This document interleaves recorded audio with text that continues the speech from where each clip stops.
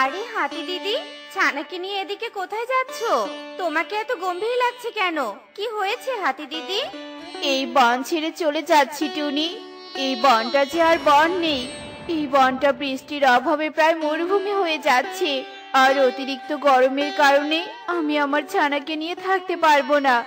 গরমে যে আমার ছানাটা একেবারে অতিষ্ঠ হয়ে পড়েছে। বনে যে গরম পড়েছে সেটা আমরাও বুঝতে পারছি হাতি দিদি। তাই বলে তুমি বন ছেড়ে চলে যাবে, সেটা তো আমি মানতেই পারছি না।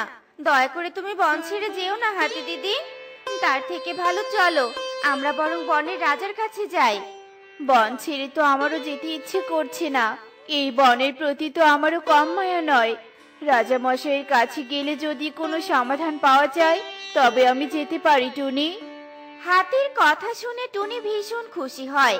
আর হাতি তার ছানাকে নিয়ে টুনির সাথে বনের রাজা সিংহের গুহায় যায় আর সিংহকে পুরো ঘটনা খুলে বলে।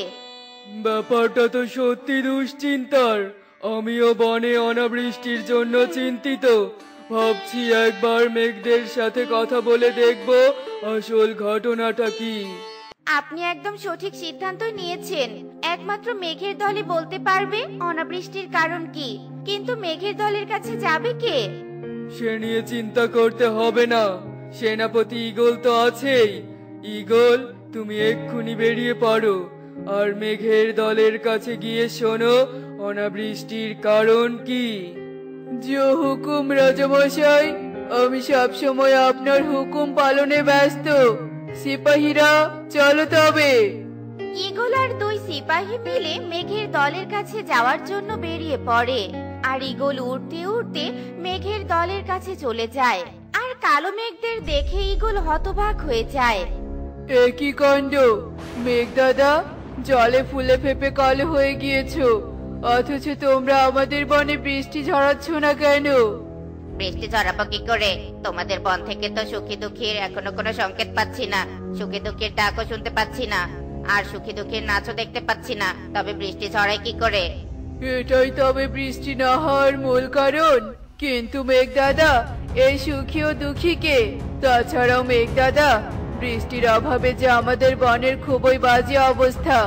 আমি বলি কি মেঘ দাদা, তুমি আমাদের বনে বৃষ্টি ঝরানোর ব্যবস্থা করো। বৃষ্টি ঝরানো তো আমাদের দায়িত্ব। আর সুখী দুঃখী হলো তোমাদের বনের ময়ূর। তোমরা তো দেখছি বনের কোনো খবরই নাও না।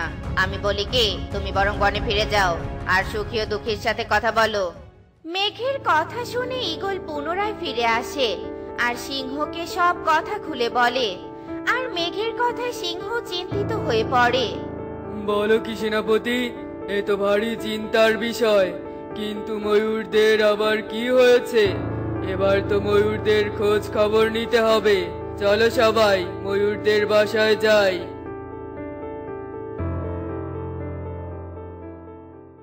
আমি বুঝি কোনোদিনও সুস্থ হতে পারবো না রে বোন। আমাকে বুঝি এবার পৃথিবীর মায়া ত্যাগ করতে হবে। শরীরটা যে দিন দিন খারাপ হয়ে যাচ্ছে। কিচ্ছু হবে না তোমার, তুমি একটু ধৈর্য ধরো, দেখবে সবকিছু ঠিক হয়ে যাবে। তুমি একদম নিরাশ হও না। তোমরা নিরাশ না হলেও আমরা কিন্তু এতদিন খুব নিরাশ হয়ে পড়েছি। তোমাদের কি হয়েছে? তোমরা মেঘের দলের কাছে কোনো সংকেত পাঠাচ্ছ না কেন বলো তো? কি করে সংকেত পাঠাবো রাজামশাই? আমার বোন যে খুবই অসুস্থ। আর অসুখের জ্বালা নিয়ে দুঃখী বোন আমার বিছানা ছেড়ে উঠতেই পারছে না। আমি তো আমার বোনের সেবা যত্ন করে সময় পাচ্ছি না। এ তো দেখছি ভারী মুশকিল ব্যাপার। রাজামশাই, বৃষ্টির জন্য আগে দুঃখী ময়ূরের চিকিৎসা করিয়ে দুঃখী ময়ূরকে সুস্থ করে তুলতে হবে। তখন সুখী ময়ূরের কোনো কাজ থাকবে না। তখন দুই বোন মিলে পেখম তুলে নেচে গিয়ে বৃষ্টির আহ্বান করতে পারবে। তুমি একদম ঠিকই বলেছ সেনাপতি। সিপাহী, তোমরা চেয়ে দেখছো কি? এক্ষুনি কবিরাজ উল্লু প্যাঁচাকে ডেকে আনো। দুঃখী ময়ূরকে যত দ্রুত সম্ভব সুস্থ করে তুলতে হবে। রাজা সিংহের হুকুম শুনে সিপাহীরা উড়াল দেয় আর দ্রুত কবিরাজ উল্লু প্যাঁচাকে নিয়ে আসে। রাজার হুকুমে উল্লু প্যাঁচা দুঃখী ময়ূরকে পরীক্ষা নিরীক্ষা করে দেখতে থাকে। একই কাণ্ড! দুঃখী, তুই এত বড় অসুখ বাঁধালি কি করে? এই রোগের চিকিৎসা তো আমারও জানা নেই। হ্যাঁ, এসব কি কথা শোনালে তুমি উল্লু প্যাঁচা? সত্যি কি দুঃখী ময়ূরের বিরল রোগ হয়েছে? দুঃখী ময়ূরের সুস্থ হওয়ার কি কোনো উপায় নেই?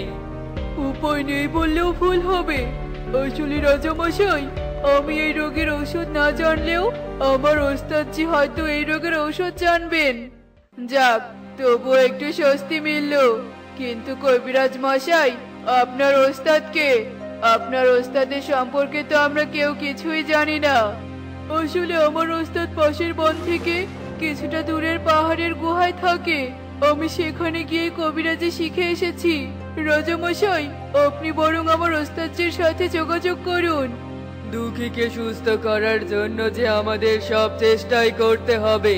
বনের স্বার্থে যে দুঃখীর সুস্থ হওয়া দরকার। সেনাপতি, তুমি আর দেরি করো না, তাড়াতাড়ি বেরিয়ে পড়ো। আমি বলি কি পেঁচা, তুমিও সেনাপতির সাথে যাও, তবে দুঃখী ময়ূরের চিকিৎসা আরো সহজ হবে। রাজা সিংহের আদেশে সেনাপতি ঈগল, কবিরাজ উল্লু পেঁচা আর সিপাহীদের নিয়ে বেরিয়ে পড়ে। উঠতে উঠতে সকলে মিলে বন পেরিয়ে পাহাড়ের গুহার কাছে পৌঁছে যায়।